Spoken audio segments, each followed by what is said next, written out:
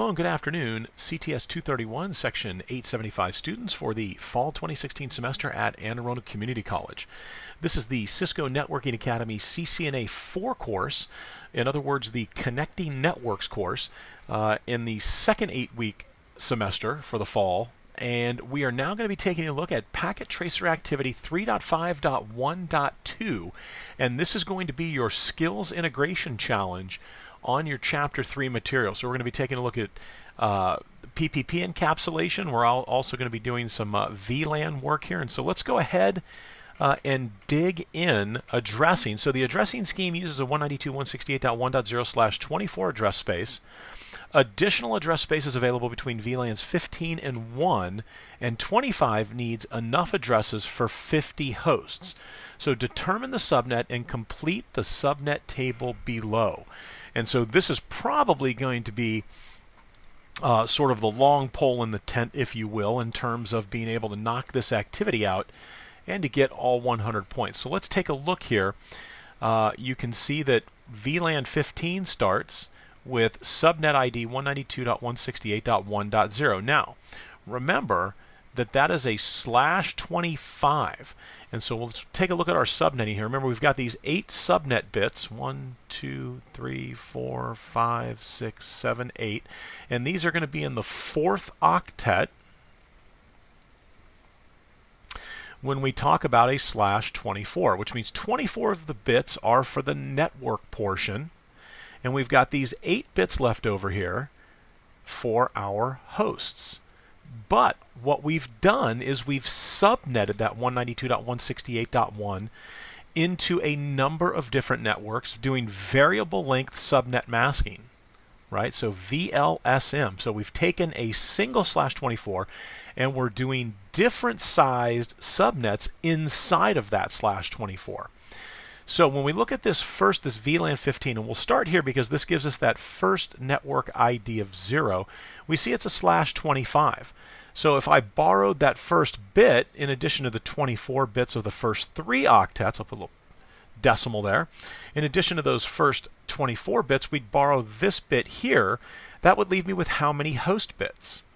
Exactly, I'd be left with 7 host bits. Well, if we take 2 to the 7, that's going to give me my block size. So what is 2 to the 7? Well, 2 to the 1 is 2, 4, 8, 16, 32, 64, 128. So we know that the block size, I'll put BS, the block size is going to be 128. So if my first network starts at .0 and the block size is 128, the second network, or the network ID, begins at .128. So my usables, or let me put my boundary in here, my usables for the first subnet for VLAN 15 are going to be .1 through .126. And let's go ahead, we'll put this over here so we can hold on to this information. So for VLAN 15 is a /25. So it has a 126 usable IPs. And we were saying that it's going to be from .1 to .126. Those are the usable 126 IP addresses that we have in VLAN 15. And again, it was a /25. And so our network ID was .0 for VLAN 25. If we flip back here, that brings the question, okay, well, it says I need, VLAN 25 needs enough for 50 hosts. Well, if we know the block size equation, it's easy to figure out the usable host equation. It's just simply 2 to the 7 in this scenario here with the VLAN 15 setup minus 2. And we're subtracting 2, 1 for the network ID and 1 for the broadcast address. So 2 to the 7 minus 2 is 126. So then I can pretty much back my way into meeting the requirement for 50 hosts. 2 to the 6 minus 2 would be what? Well, 2 to the 6 would be 64, minus 2 would be 62.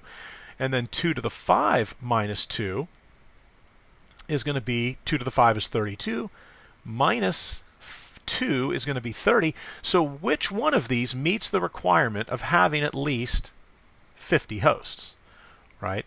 sort of not a rhetorical question, as it's kind of clearly presented to you here. So it's actually going to be 2 to the 6. So we would have to borrow a second network bit here, or borrow from the host bits, making it a second network bit, which would give me a /26. And a /26 in dotted decimal notation would simply end with a 4th octet of .192. So when we look at this, what is our subnet address? Well, it's going to be 192.168.1. What? What do you think? Well, if the block size goes up to 128 for the next one, it would be 128. Oops. Uh-oh, it's going to get a little messy in there. .128. The subnet mask is going to be a 192, and it's going to give us enough space for 50 IP. So if we come back over here, and what VLAN was that actually? That's going to be for VLAN 25. So for VLAN 25, it's going to be a /26, which means we're going to have, we'll put a .192 there for the dotted decimal notation, but it's going to give me 62 usable IPs, and those IPs would be from .129 up to what? Well, remember, the block size is simply 2 to the number of host bits left. So the block size here is going to be what? 64. So from 192, if I went up, excuse me, if from 192, I'm sorry, actually that's not a 192, from 128 is where we're starting. So from 128, if I added 64, what would I get? That's where I would get the 192.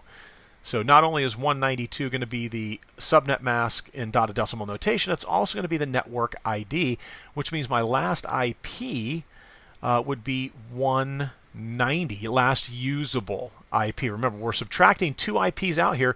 The first is going to be 128 because that is the network ID. And we're also taking out 191. That's the broadcast address. All right, so let's scoot back over here. And so that kind of resolves the issue. And then we pick up here at 192 for the VLAN 1. So now that we know which IPs we're going to be using, let's clear the screen here. Let's get control of the cursor back. So it says complete the addressing table. We just did that.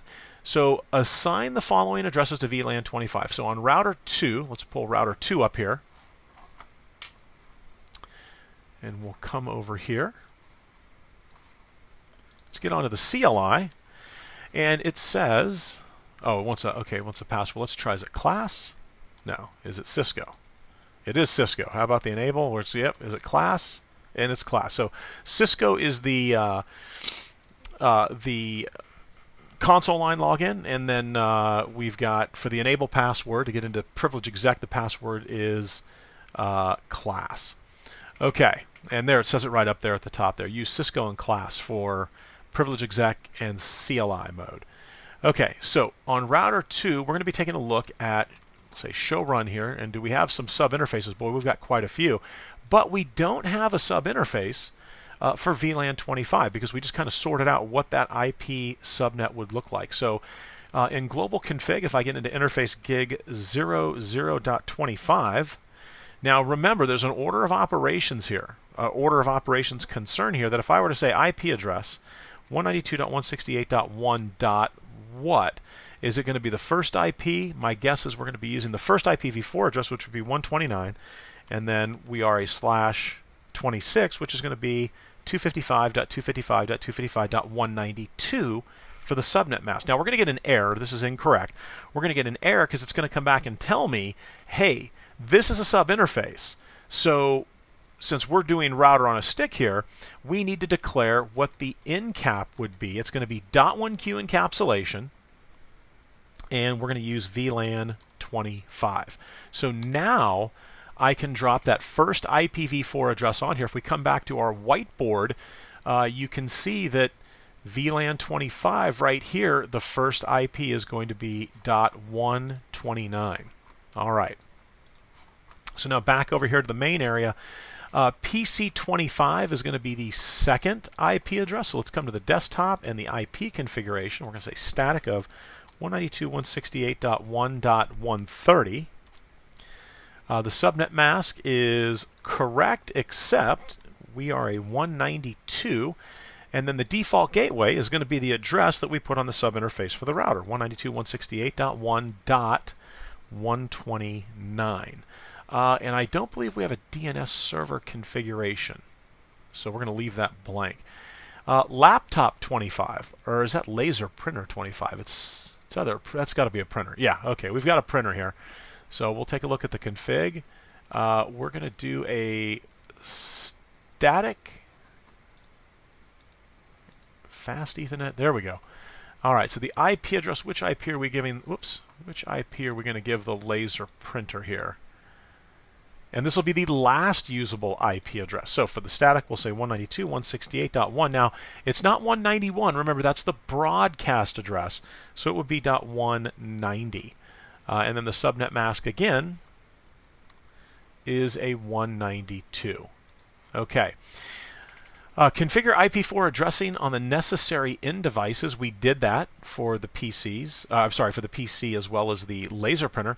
On R2, create and apply IPv4 and IPv6 addressing on the sub interface. Well, we did the IPv4 addressing. Here's our IPv6 addressing. So let's go ahead and knock that out as well. So we would say IPv6 address FE80 : I'm assuming it's going to be 2. Yeah, FE80 : 2. That's our link local address. And then our global unicast address is going to be IPv6 address 2001 : DB8 : A : 25 : 1, and let's double check that, /64. All right, and that is correct. All right, just double checking the IP here. Those IPv6 addresses can be a handful. All right, so we've got that done on the sub interface. So we're ready to go on the sub interface. So now we've got some VLAN work to do. So on switch 1, and here is switch 1, and let's stretch switch 1 out a little bit so that we get some more real estate here. Oh, oops, there we go. All right, so on switch 1, we get onto the CLI.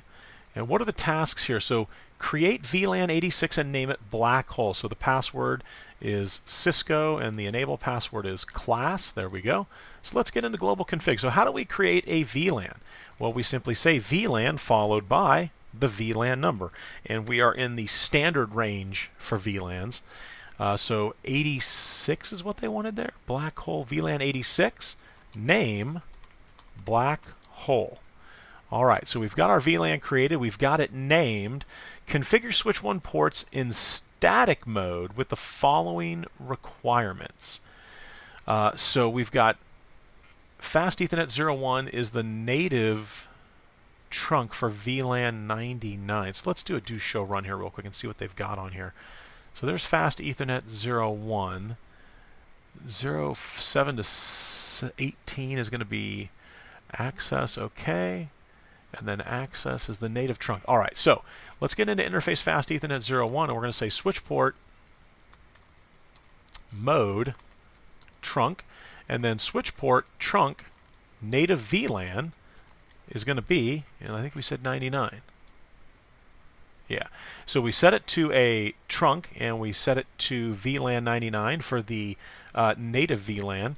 And now let's go ahead and do some interface range work here. So we're going to say FA0/7 to 18.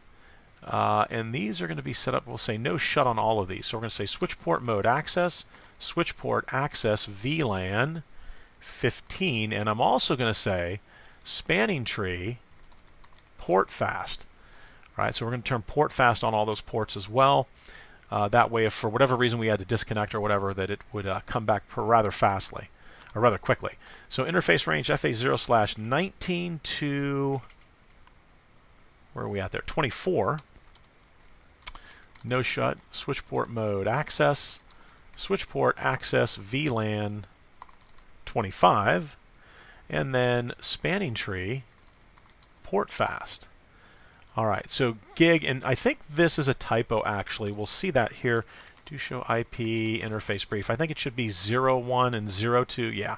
So there was a note in the course when you went to download it out of Canvas that said it's going to say gig 11/-2. It's actually just 01 and 02. So very minor mistake here. and then FA02, those are all going to be unused. They should be properly secured. So how do we secure that? So let's say interface range FA 0/2 to 6, comma, GI 0/1 to 2.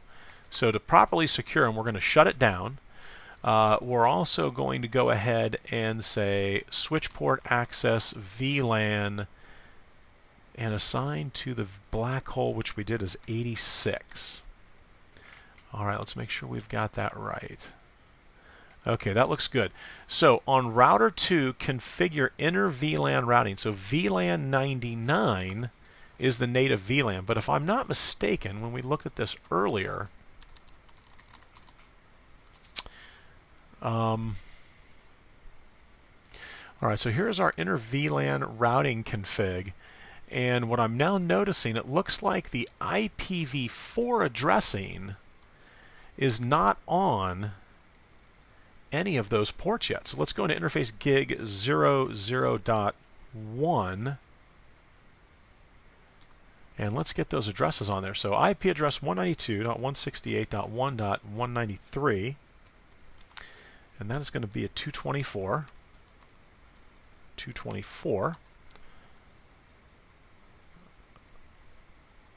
Ah, I see. Okay, so we're actually missing the incap.1q as well.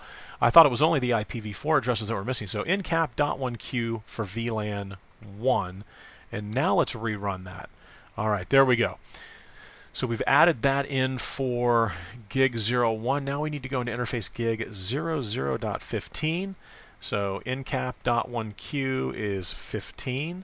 And then IP address 192.168.1.1, and this is a /25.128, because that first host bit there of the 8 host bits in the 4th octet, we're going to be borrowing that. And then we're going to go into interface gig 00.25, incap.1q, and actually this one is done. And then 99, so interface gigabit Ethernet 0/0.99. Now you'll notice we don't have one for 86. And that's because that is the black hole VLAN, right?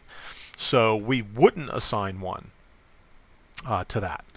Okay, so we've got interface gig 0099, so incap.1q 99, and then the IP address there is going to be, and this is right out of the addressing chart, 168.1.225. Is that correct? 225, and this is a /30. So we do a 252 for the subnet mask. And did I miss that? I think I missed that. It was a 224. Not a look. I looked down to the serial interface there instead of the sub interface. All right. So we've got all the IP addressing configured for Inter-VLAN routing. And 99. I apologize. We got to get back into interface gig 00.99. Which we might have just been in there. I think we're still in 99. So what we want to say is incap.1q 99. If I do a question mark, native, right? That is the native VLAN. Okay, so we've got that set up.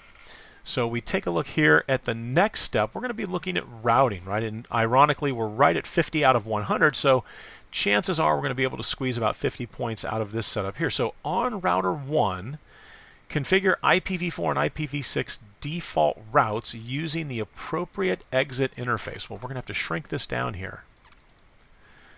So router 1, that is going to be the default interface, right, for the default routes. Let's pull router 1 up here. We haven't done anything on router 1 yet. And that default route will definitely be going out the serial 001 interface because that heads out to the ISP, to the internet. And then we'll let the ISP service provider take care of that. And we'll go from user exec to privilege exec. Password is class. All right, and let's get into global config and say do show IP interface brief. So that's what we've got configured right now on router 1. And the interface to the provider is up. So we need default routes using the appropriate exit interface. So IP route, we'll take care of the IPv4 first, get these quad zeros out of the way. Oops. And we're sending it to serial 001. And again, that's just sort of a warning message that if you were doing this out to a multi-access, like an Ethernet switch, let's say, you would need to be careful because you could take a performance hit. So then IPv6 route ::/0, a little easier to do that, right? And then we add in the default route for IPv6. So there's our two default routes. On R2, configure an IPv6 default route using the appropriate exit interface. Well, R2 would default where? Exactly, he's going to default up to R1. So let's knock that out. We'll get out of the subinterface config mode, say IPv6 route ::/0, and we would go out the serial 0, 000 interface. All right, well that takes care of the default route for router 2. Now configure IPv4 OSPF using the following requirements, and this is going to be between routers 1 and 2. Remember, we wouldn't be running OSPF with the ISP because OSPF is an interior gateway routing protocol. And when we say interior, the meaning of the word interior is interior to my network, right, that I have control over. So we're on router 2, so let's start here. So we'll say router OSPF1. We're going to set our router ID on router 2 to 2.2.2.2. Now remember, this is not an IP address. This is the router ID in dotted decimal format. So we'll set the router ID to 2.2.2.2, and we're going to say passive interface default, and then no passive interface serial 000. And what I just noticed by looking up here at the picture is we are definitely going to have to no-shut that gig 00 interface. It looks like it is shut down. So we know passive interface serial 000. Now we need to make some advertisements. So what are the subnets I want to advertise? Well, all of those subnets behind, so gig 00, all of those subnets that are behind the switch, right? Or I should say behind router 2. So we've got the subnet for VLAN 1, VLAN 15, VLAN 25, and VLAN 99. So let's get back into router OSPF1. Do show IP interface brief. So those are the networks we want to advertise, right? So I'm going to go ahead and say network, and we'll take care of the 10, and that's a /30. So 10.1.1.0. And now remember, it's not a dotted decimal subnet mask that we use here when we create these networks in OSPF, or when we create the network statements. It's a subnet mask. So I'm sorry, it's a wildcard mask. So 0.0.0.3, remember that's what would happen if you subtracted the subnet mask 255, 255, 255, 252 from the all 255s, is we would end up with that wildcard mask. And we're going to say area, and I'm assuming they wanted 0. Yes, everybody's in area 0. So there's the network for the 10.1.1 or 10.1.1.0. But now I've got my work cut out for me, don't I? Because now I've got to get the network in here for the 192.168.1.0. So we'll take them in turn, starting at .0, and that was a 128. So again, I'm looking over here, and let me write this out for you here so that you can see what I'm doing. So I'm taking, again, the subnet mask and dotted decimal notation. We know this one here is a 192, right?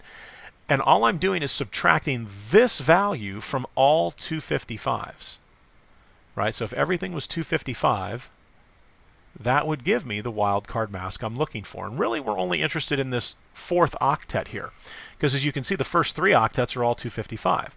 So I subtract 128, and what do I get? 127. So from 255, if I subtract 224, what do we get? 31. So this one's going to be 31. This one's going to be 127, and this is the wildcard mask 4th octet. 192 would end up at 63, and 224 again is going to be 31, right? All right, so let's go ahead, let's clear the screen here, and whoops, did not want to shrink that. Let's bring it back up, and let's hold on one second here. Router 2 is giving me some trouble. There we go. Okay, so the 192.168.1.0 is going to have a wildcard mask of 0.0.0.127. Whoops, 127. And again, we're in area 0. So now let's go ahead and get the next network, which is going to be network 192.168.1.128. Remember, that's the one that we had to fully configure there for VLAN 25.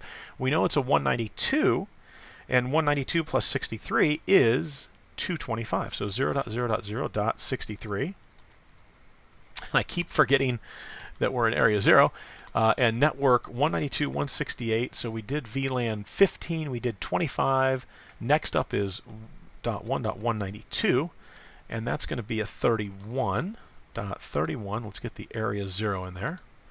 Area 0. And then finally, a network statement for 192.168.1.224, and that's going to be 0.0.0.31 as well. Is that right? 224 was a slash. Yeah, that is correct. All right, area 0. And as you can see, the points have kind of been adding up there for us. And that was actually VLAN 99. So that should be all the same. Again, we don't need one for 86 because that is the black hole. We don't want that being routed through our network, right? Because that's the black hole VLAN. Okay, so we've taken care of IPv4 and IPv6 default routes. We've just configured router 2 on R1, propagate the default route. So let's go to R1 now and do the configuration for OSPF. So here we're going to say router OSPF 1. First thing we'll set is the router ID of 1.1.1.1. I'm going to say passive interface default and then no passive interface serial 000. All right, so now we've got our network statements here. And there's really only one network I believe we need to advertise, and that's the 10.1.1.0 and a 0.0.0.3 because, again, it's a /30. And then we are in area 0. Now, this is going to bring up the neighbor adjacency. As you can see, we just went from loading to full, and now we need to propagate default information originate. If I get the G in there. And that's going to propagate the default route into OSPF. So router 2 is going to end up picking up that default route. All right, so we used the right process ID. We're in area 0. We've got the router ID set. The specific subnets have been advertised, and we propagated the default route. So now we're going to be configuring IPv6 OSPF, and we're going to be using the following requirements. So since we're on router 1, let's go ahead and start from here. So we would say, whoops, let's get out of here, exit. So IPv6, router OSPF 1. Okay, good. So what do we need to do? Exactly, I need to say IPv6 unicast routing. Then we can fire up the routing process. All right, so we're going to go ahead and say router ID. I believe we're using the same router IDs here, 1.1.1.1. We'll say passive interface default, no passive interface. Again, on router 1, the no passive interface would be serial 000. And there we go. And let's see, we got the process ID and... Okay, so... All right, so all we need to do now is get on the interface serial 000. I was just reading the requirements, making sure I'm not missing anything. And we say IPv6 OSPF 1 area 0, right? And that's how we do it for IPv6. And so that should be, let me take another look again here. All right, that's the only interface we need to be running OSPF. And are they asking for... Now, they don't ask for a default route to be propagated here. I find that interesting that they're not asking for that. So let's see what we're doing. Let's go over to router 2. And router 2 is going to be a little more work here because we've got quite a few sub-interfaces. So let's get into IPv6, router OSPF 1. Again, IPv6 unicast routing, right? Before we can configure IPv6 unicast routing, we have to enable IPv6 unicast routing.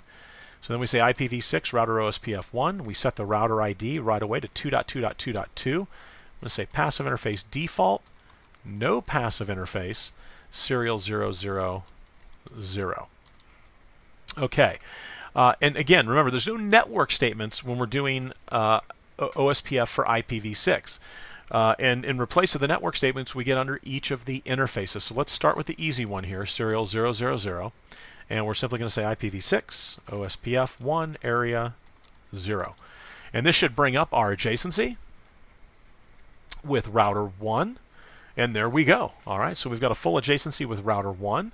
And so let's now, we want to make sure that we are advertising the sub interfaces that we have. And let's jump into interface, and I'm just looking over to my right here, making sure. Let's pull this back so we can get into each of these. So gig 00.1, IPv6 OSPF1 area 0, interface gig 00.15, and change this to 25, and 99. I'm just using my up arrow keys to recall those commands. And then that adds everything in that we are looking for. Configure IPv6 OSPF using the following requirement. All right, so now I'm still curious as to why they do not have us. If we're sending an IPv4 default route in, why would we not be sending in an IPv6 default route? So I'm going to do that anyway. So IPv6 router OSPF1, and let's see default information. Let's see if we get any points for that, because we're at 82. Does that give us any additional points? All right, it doesn't, so then they clearly did not want that done. But this raises the question. We are quite a few points off. I'm wondering if it's got to have something to do here with the interfaces. Maybe they wanted some interfaces shut down. So let's take a quick peek at our results here, see if we can get some assistance. And so what are we looking at? Aha, so we missed the in cap and the username. So did I go right past? Yeah, holy Toledo. So I missed the entire, I did not see where it said set the in cap to PPP. Where did it say that? Oh, I went right there in big bold print is where it says it. So yeah, I got to 80, got to the end here, and we skipped right over the PPP. So let's go back and address that. So we're going to use CHAP, and they give us the password there. So let's come on to router 2. Well, actually, we'll do router 1 first, right? So let's exit out here. Interface serial 000, in cap PPP, right? You can see everything goes down. But then we're going to say PPP authentication. Whoops. And did we not get in cap PPP? We got that on there. Do show run. Let's make sure here. I did not expect to see that. All right, so in cap PPP, and then PPP authentication CHAP. Now, we've got that set up, but what is it that we also need? Exactly. So router 2 is going to be, we're going to send a challenge to router 2 now. We're expecting a response back from router 2. And so let's go ahead and set this up with username R2, password, and it tells us what it wants to use. Okay, Cisco. So I'll make sure we follow along here and use the correct password so that we don't get yelled at by the routers. All right, so that takes care of router 1. And now let's step over here to router 2, and let's back out here. So we're going to go into interface serial 000. We're going to say in cap PPP, and then PPP authentication CHAP. And now we need a username, right? So username is going to be R3 if we issued the challenge to router 3, and the password would be Cisco. Now I'm wondering if when we did the password, if this again is expecting us to use secret. So I noticed we put the password command and we didn't see any points for that. So let's say username R3 secret Cisco. And again, it's this is a little, if that is the case, oh, okay, so we're going to have to get rid of the username first. So let's do this. Say Control A, no. So this would be a little disappointing if this is reinforcing using a secret for router 3. Username R3 secret. Let's see if this awards points when we put that in there. Okay, and it doesn't. So we come back over. I'm sorry, I said R3, and that is why. I was going back to the last exercise. So it will say no username R3. So we want username R1, and then let's see. My guess is we're going to get awarded points for that. And we do not. Okay, good. So we didn't get points. And I'm trying to figure out if they're looking for the secret or not. So we'll put the secret in on this side as well. Username R2 secret Cisco. In fact, it took points away. But interestingly enough, Packet Tracer continues to function. And with CHAP authentication, it should not.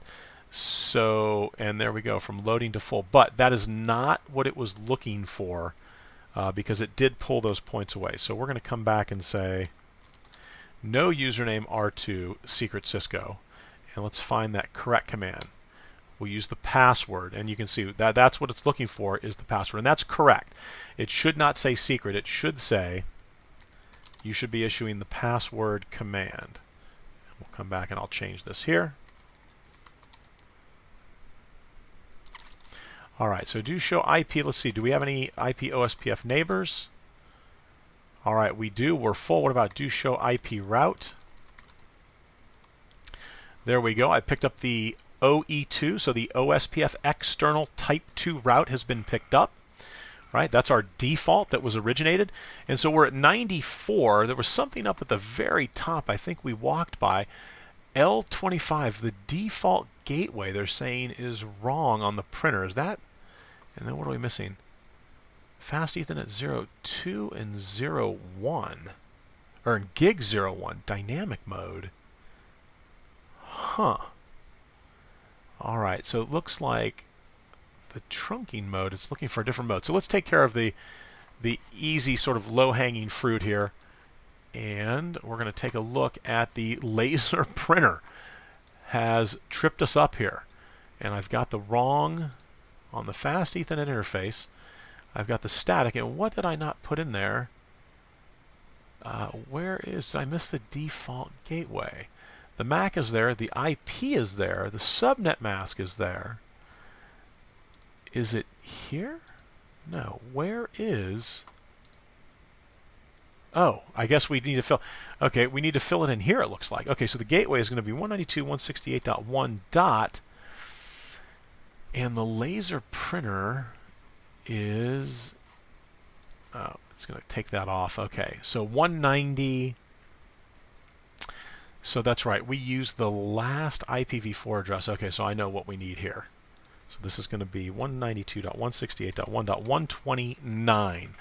Right, again, that's that first IP address that we get out of that subnet, and there we ended up with the 2 points. So now the final thing that we're looking at is on the switch here. It said, and maybe I misread it, that gig 01 and 02 and FA02 are unused. They should be properly secured and assigned to the black hole VLAN. Well, that's how these have been configured, but it's having an issue with, and let's get the password in here, of Cisco, and then go from user exec to privilege exec, and the password for that is going to be class. And so when we look at this, we'll say show run, and it looks like it's got an issue with FA02 not being dynamic mode. So let's see if this is what it's looking for. So interface fast Ethernet 02, switch port. I can't imagine they want it to be a trunk. Or switch port, what am I looking for? Dynamic desirable. Switch port mode, dynamic. I guess if we just go dynamic desirable, is that what it wants? It's interesting that it says dynamic mode. Dynamic auto? It doesn't like either of those. Dynamic. Yeah, it's got to be one of the two in order to set it to either dynamic auto or dynamic desirable, but it doesn't like either one of those. Let me reread what we see over here under the assessment items column. So you can see we've got the default gateway is now correct. And so we are down here, our last two, the dynamic mode. So fast Ethernet 019 and 10 are correct under switch security. All right, so let's take a look at 19 then, because I am drawing a blank right now as to what they're asking for here. So let's say do show run. Switch port mode access, spanning tree, and we set it to access, didn't we? Yeah, maybe, is it the switch port mode access? Is that what it was looking? Yeah, that's okay. So it was looking for the mode to be set to access on that port, as well as interface fast Ethernet 019, switch port mode access. And again, I think, was it 19? Yeah, we set it on 19, and we needed, looks like we're going to need it on 7 as well. Yeah, no, it is set on 7. Let's say do show run. Switch port mode access. So 3. Okay, so I think what we're going to have to do here is we're going to have to go back and grab this range of ports right there. Gig 01, properly secured and assigned. Okay, so here's what we're going to do. Interface range. FA 0/2 to 6, and then GI 01 to 2, and switch port mode access. Is that what they're looking? That is exactly what they're looking for. Okay, so it has us assign it as an access port, which does make sense because that goes along with putting them in the black hole VLAN as access ports. So definitely an oversight on my part. Not as big of an oversight as going right by the PPP configuration. All right, but we've got it hammered out here. Okay, so this is going to wrap up Packet Tracer Activity 3.5.1.2, your Skills Integration Challenge for Chapter 3. And hopefully this has given you a much better idea as to how to go about configuring a lot of these settings, right? Not only the subnetting, but the PPP configuration and the OSPF routing config. All right, thanks for watching, and have a great week.